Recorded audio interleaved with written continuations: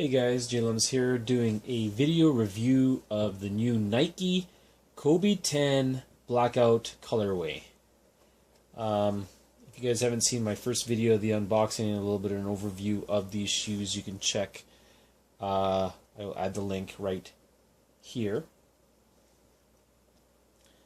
So in follow-up to that video, I had a person ask me about the insole. Now, these, I believe, are not removable insoles.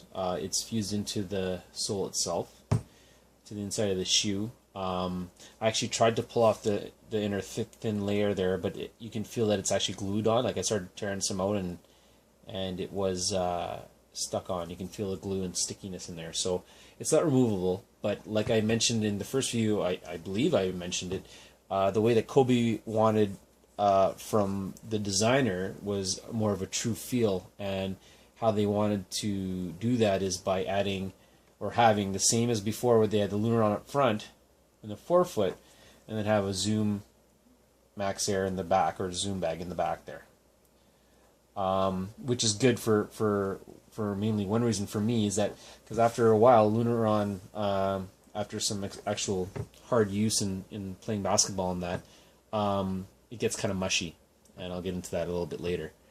But I hooped in these a few times already so far in the last week or two here, and it is a very good shoe, very, very good shoe. You can't go wrong with this shoe. But is it better than the Kobe 9s? I don't know. Is it better than Kobe 8s? I think I would have to say no. And the only reason why I can't give it a rating on the Kobe 9s, like these guys right here, because I haven't hooped in this, and I don't think I will. I don't think I'll ever wear. I'm not even sure what I want to do. I want to wear them, but they're just so damn nice. I don't want to get them dirty, and I paid a pretty penny for these guys. Anyways, the shoe. Right when I slipped it on, it was very secure. Very, very stable shoe. It was comfortable. You feel secure in this shoe. The lockdown is just great. The cushioning, now I'm going to tell you right now, if I haven't said this in other videos or whatever, but my most favorite shoe to use still today are the Kobe 8s. I'm going to actually do a video review of these shoes also, because I feel I just want to say my piece about what I think of this shoe. Just today, actually, I actually tested and tried out this pair, and my new Kobe Mentalities. And I'll have separate videos out for each of these two. And I wanted to give it, like, good half hour just shooting around with each shoe, just to feel the little differences and nuances between all of them, and to just have a video and talk about that. But after wearing this and then going to this, it still confirms my belief into how good the Kobe 8s are. And it's so good, to be honest with you, after I just got this shoe, and I just got this shoe just recently, for me to actually buy another pair of these before you can't find them anymore. I like it that much, and I'll go into another video in depth about the Kobe 8s.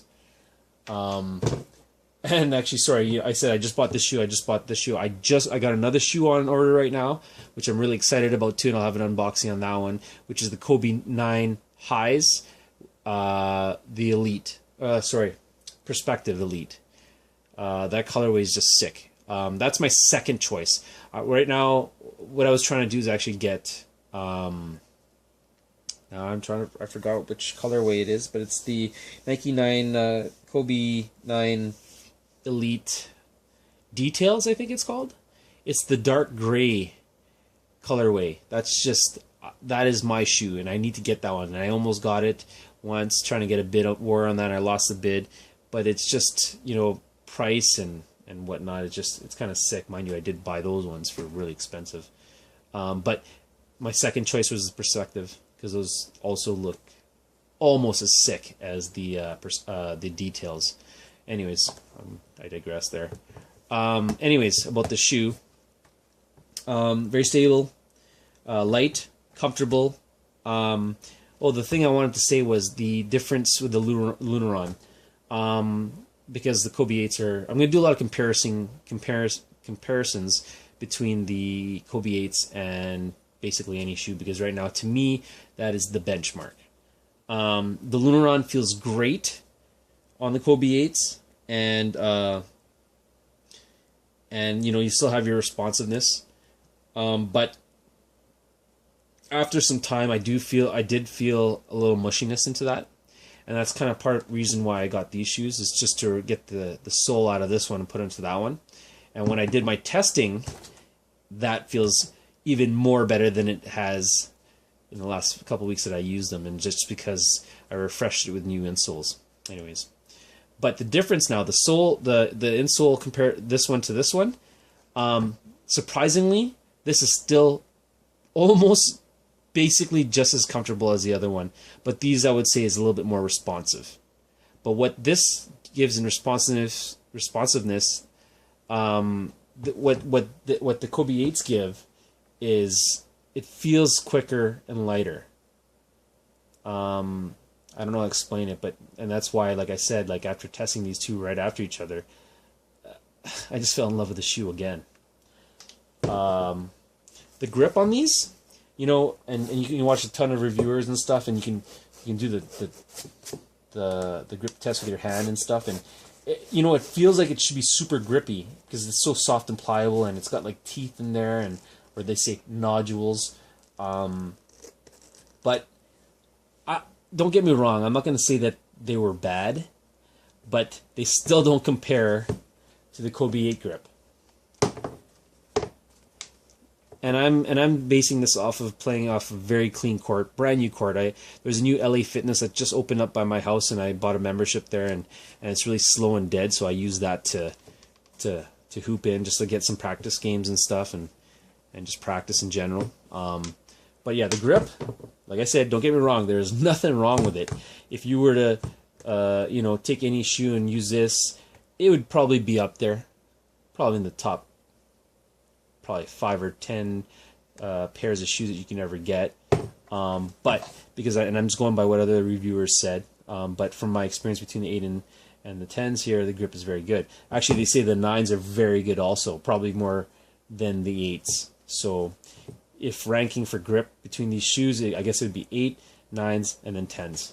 Other than that, the shoe's good. What I did notice with the upper material here, and I'm sure that it has to do just with working in and breaking it in, it's a bit more on the stiffer side. And when you do moves where you're bending your front foot there, your forefoot, you can see here the crease here, that actually digs into you a little bit.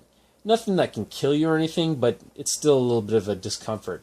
Where I've never, even when I had them brand new, ever felt that with these shoes. They've been always comfortable from day one till now. Yeah, and like I said, that's why this is the benchmark. This is the benchmark. And the cool thing, like I just said about me changing the soles there earlier, if I can get the light in there, you can see the color matches now, because the actual original insoles are supposed to be in here, and they're this color. If you can see that, but I swapped them. Grip's good. Lockdown's good. Comfortability, cushioning's good. Responsiveness, really good. Like I said, the materials for the upper, especially how hard, like I said, it's probably due just to working in. You get a little bit of digging action there. They do feel a little bit heavier. And I'm talking comparative to the KOBE8s. They feel a little bit more cumbersome. I know I'm making it sound bad, but they just feel a little bit more beefy, I guess, and they are, as you can see. And the other thing that I noticed, and I'll probably mention this again when I do my KOBE8 review, is on foot when you're playing. You know, one thing is when this is on, it looks like it's a part of your foot, like it's it's a very sleek, simple design, and there's not much going on. It's a part of your foot, and it surrounds your foot, and that's it. And it's very and it does it well, I guess. But this, you can see a little bit, but like I said, you can see some of the bulge in here. And like I said, even from when I did the unboxing, it did look like an air shoe, and it is. But it's just got a little bit of chubbiness going on there. Not saying it's bad. I still love this shoe. It's still a really good shoe. I think the highlight for me, what I think is the responsiveness of the insole. It's very responsive, and the comfortability, like I said, I'm surprised it's actually pretty good.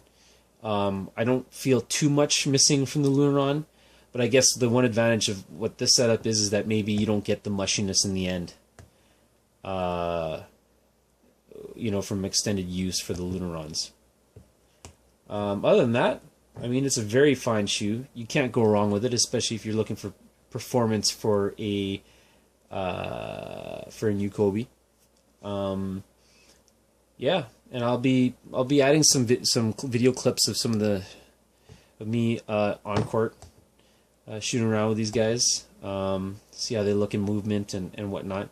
And you guys, please like and subscribe.